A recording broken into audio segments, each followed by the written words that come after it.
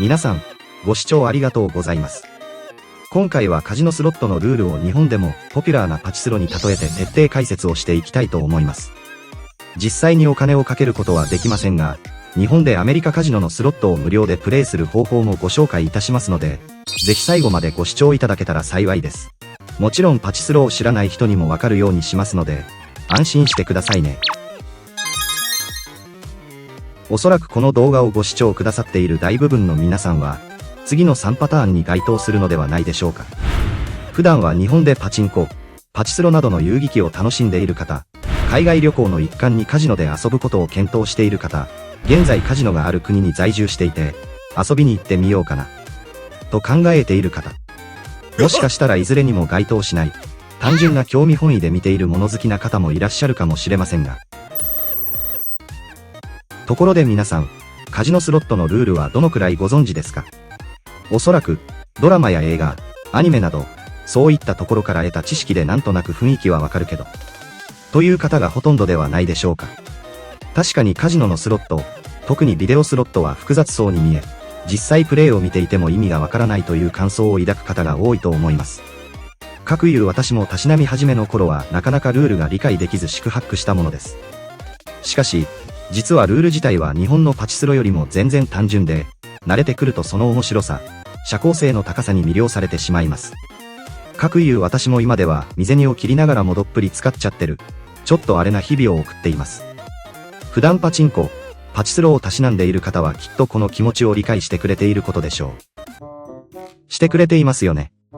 さて、そんな楽しさ満点カジノスロットですが、日本にカジノができる前に、皆さんがしっかりと理解できるよう、徹底的に解説していきます。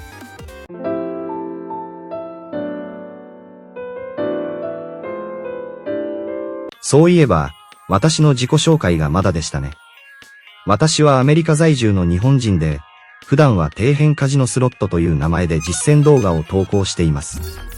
その名の通り、定職につけずバイトと貯金を切り崩しながら底辺をさまよっているような人間ですが、よろしくお願いします。スロットなんてやってないで就活しろって。それは野暮ってもんです。とりあえず、英語が難しすぎて面接で落とされまくる日々を癒してくれる、カジノスロットラブってもんです。皆さん、スロット徹底解説はどうなのだ？もしよければチャンネル登録といいねもよろしくなのだ。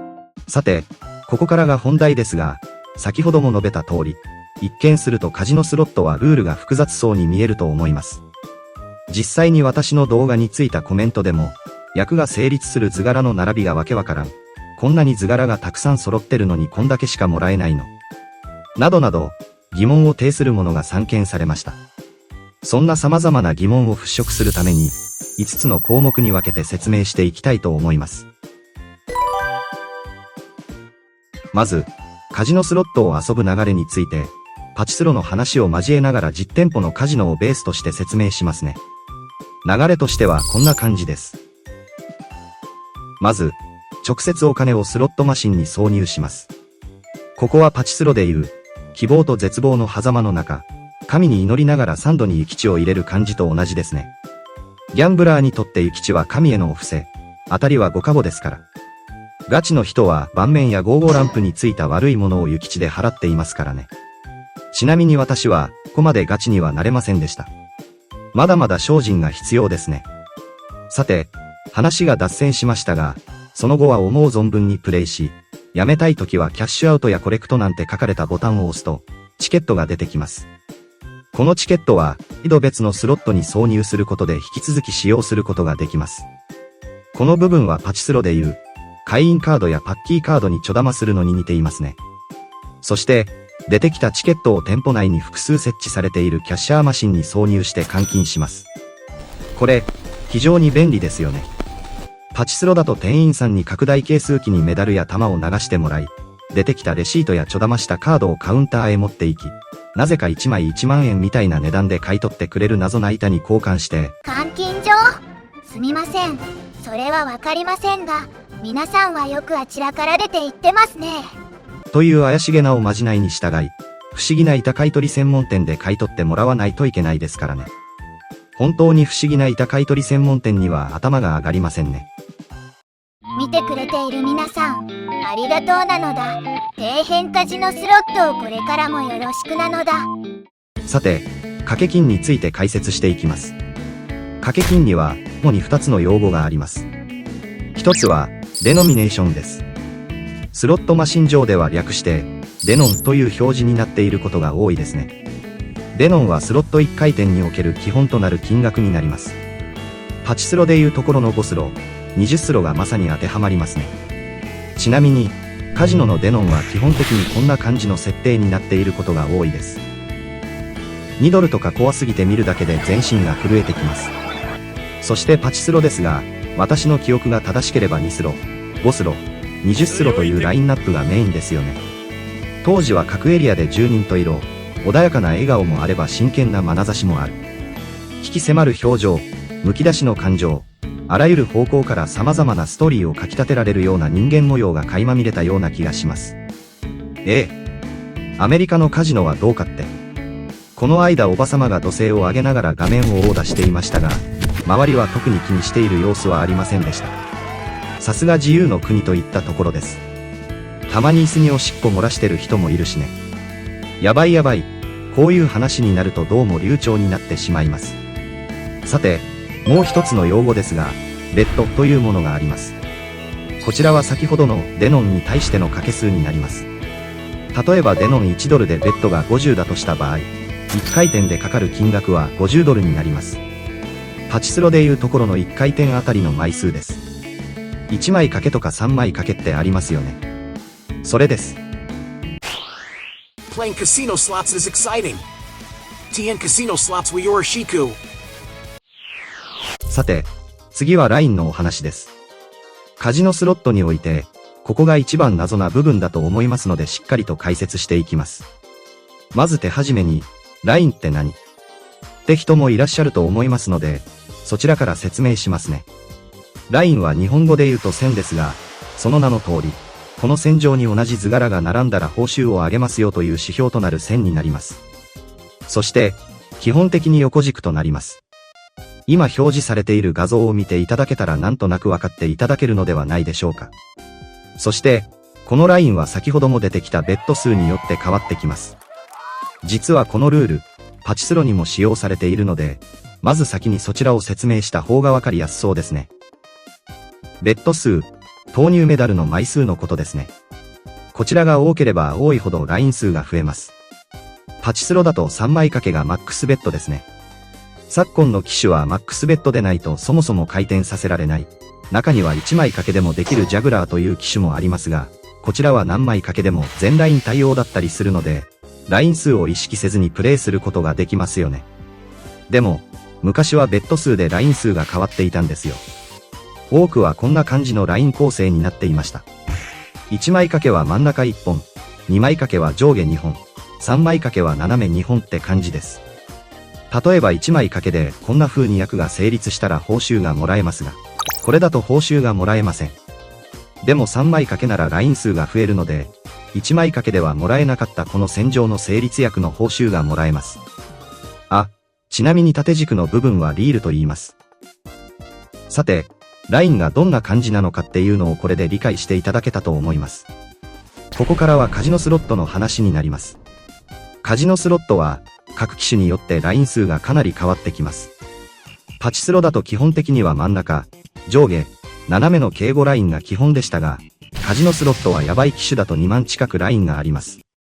2万ですよ。で、なぜそんなことになるのかというと、こちらをご覧ください。そう、かなり変則的にラインが設定されていますね。しかもラインがすんごい縦長だったりする機種も存在するので、結果的に異常なライン数となってしまうのです。こればっかりは、種にも依存するので私も把握しきれていません。ただ、基本的にはリールに連続して図柄が存在する必要があるので、ラインはバラバラだけど全リールに同じ図柄が揃っている場合は大チャンスになります。はてさて、かなり長い説明となってしまいましたが、皆さんお疲れ様でした。これで皆さんのラインについての理解が深まったと信じています。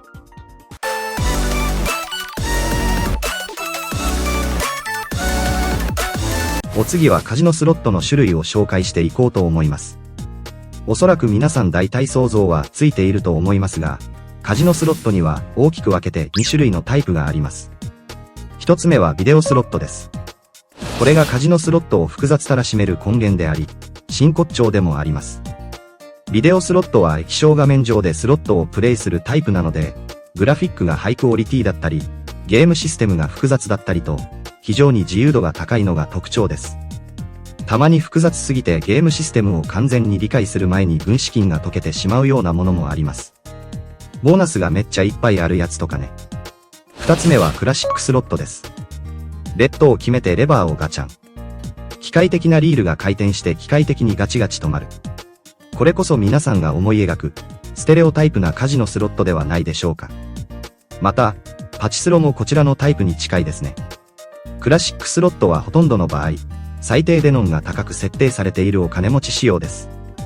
なので覚悟を持ってからプレイしてくださいね。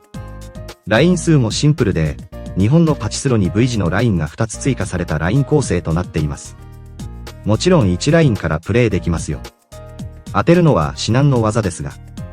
以上、タイプの説明はこれくらいですかね。さて、これに加えてゲーム性でも大きく分けて2つに分かれています。まず1つ目が非プログレッシブ型。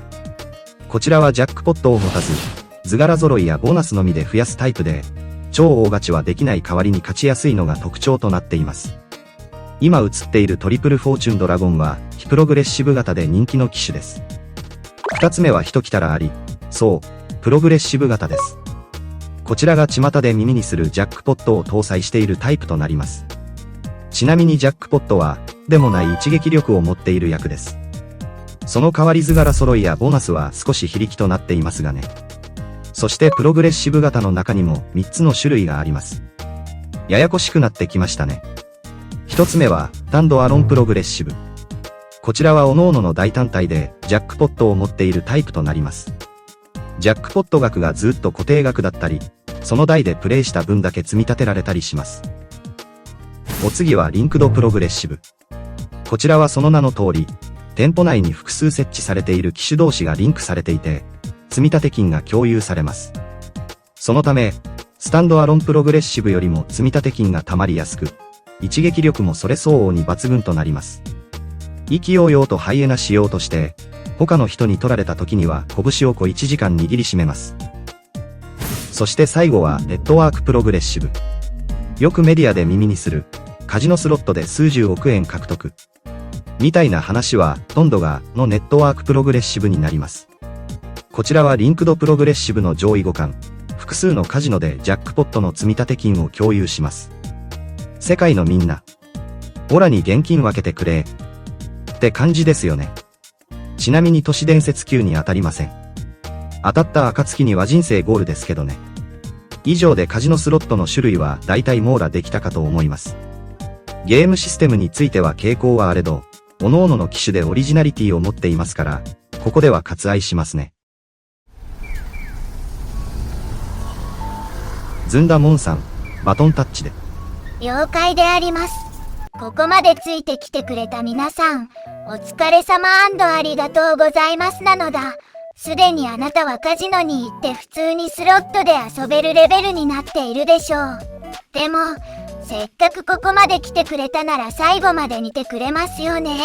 さて、お次は大体の機種に共通する主要な図柄について解説していくのだ。カジノスロットでは、基本的にこんな感じの順番で図柄の配当額の強弱が決まっているのだ。まず、数字とアルファベットは弱役で、仮に前列揃ったとしても多分そこまで嬉しくないくらいの額しかもらえないのだ。特に数字は逆になんだか損した気分になったりするのだ。そこでたくさん揃ったら例外なく嬉しいのがイラスト図柄なのだ。イラスト図柄には弱、中、強の3種類くらい用意されていることが多いのだ。イラスト図柄は弱だとしてもそれなりにはなるので、ライン上にたくさん揃ったらドキドキし始めていいのだ。特に強図柄なんかは機種によっては前列揃いで数千倍というのもあり得るので、3列目くらいまで揃い始めたら脳内に汁が充填され始めるのだ。そして、どの機種にも存在する最強の図柄があるのだ。その名はワイルド。これを例えるならワイルドポーカーでいうジョーカーのような役割で、どんな図柄にもなれるという名にでも野惨な図柄なのだ。そしてなんといってもワイルドのみで前列揃った暁には、イラスト強を上回る強烈な一撃が垣間見れるのだ。さあ、とうとうやってまいりましたボーナス図柄。パチスロだとレグやビッグ、ART などがありますが、だいたいゲームシステムとしてはどの機種も似通っていますよね。左、右、中、ジャラジャラ、上乗せ度がババーンみたいな。それはカジノスロットでも同様で、基本的にどの機種でも似たようなボーナスを複数搭載しているのだ。もちろんたまには変わり種の謎ボーナスを持った機種も存在しますがね。カジノスロットに搭載されているボーナスは大きく分けて2種類が存在するのだ。1つ目はパチスロでいうところの ST タイプに分類される。限られた回転数の中で特定の図柄が停止すると回転数が復活する。ガループするやつなのだ。パチンコでもよくありますよね。2つ目はフリースピンボーナスと呼ばれるもので、当選するとゲーム性が強化された状態で複数回、掛け額なしで回転させることができるのだ。強化された状態は機種によって様々ですが、例えば図柄にワイルドがたくさん追加されたり、図柄が揃った時の報酬が数倍や数十倍になったり、ラインがたくさん増えたりなどがあるのだ。これで図柄やボーナスについての解説は終わりなのだ。そして、カジノスロットのやり方も大方解説できたと思うのだ。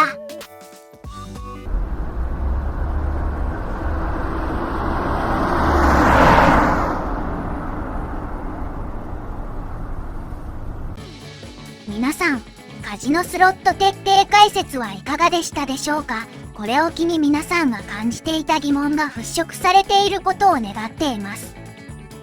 カジノスロットはマイゲーム。ボタンを押すごとに熱くなれる非常に楽しいゲームです。カジノがある国への旅立ち、大阪カジノの完成、その時にこの動画で解説した内容が皆さんの役に立つことを願っています。最後に、日本でもアメリカのカジノを無料でプレイできるアプリをいくつか紹介しますね。底辺カジノスロットの実践動画でも出てくるスロットもたくさんありますので、よかったらプレイしてみてその面白さを体感してみてください。皆さん、ここまでご視聴いただき本当にありがとうございました。これからも実践動画を投稿していく予定ですので、ぜひともチャンネル登録をしていただけると嬉しいです。それでは最後に皆さんおなじみのこの言葉でお別れしましょう。カジノスロットは適度に楽しむ遊びです。ってそんなの知っとるわ。ご視聴ありがとうございましたなのだ。あ、違うか。